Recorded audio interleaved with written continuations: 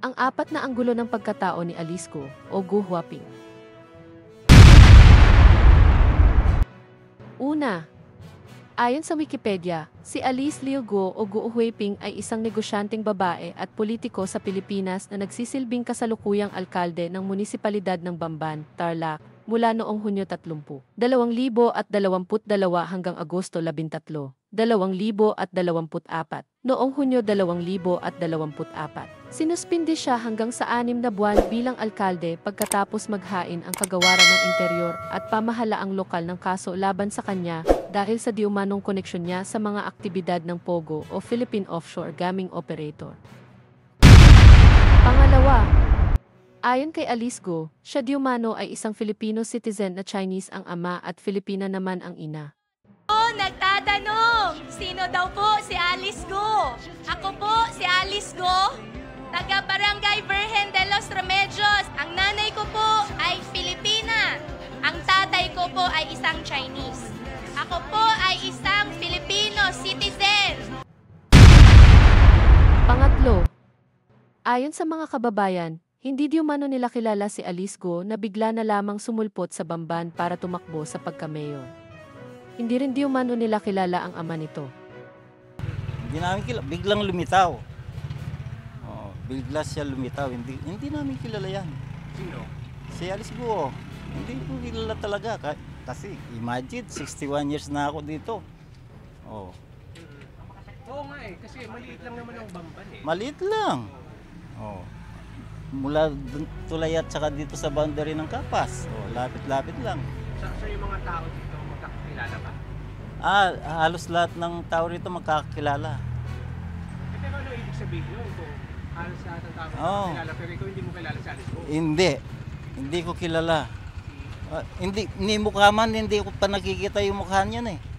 Sa ano lang, sa Malacanang lang, nung ano yun ni Hontiveros.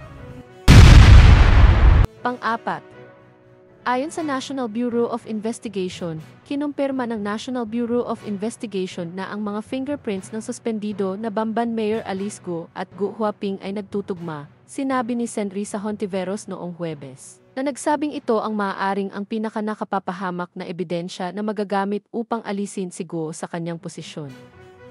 Sa isang pahayag na ipinadala sa mga mamamahayag, sinabi ni Hontiveros na kinumpirma ng National Bureau Investigation na ang fingerprints ng Go at ng Chinese passport holder ay of one and the same person. This confirms what have suspected all along. Mayor Alice, or should I say, Gu Huaping, is a fake Filipino, Hontiveros said. Dagdag pa ng senadora, siya ay isang Chinese national na nagbabalatayo bilang isang Filipino citizen para mapadali ang mga krimen na ginagawa ng POGO.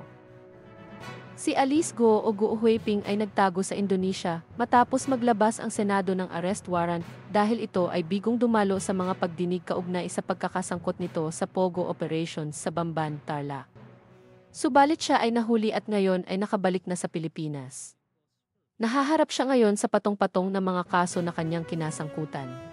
Kausap ko po mismo kanina si SILG at ang ating Chief PNP. Ang plano po ay pag i-turn over na po sa kanila si Alice Go ay dadalhin po dito sa Kamkrame para mag-undergo po ng medical examination para tingnan din po at siguraduhin na sa maayos po siyang kalagayan bago po siya i-turn over po sa Senate.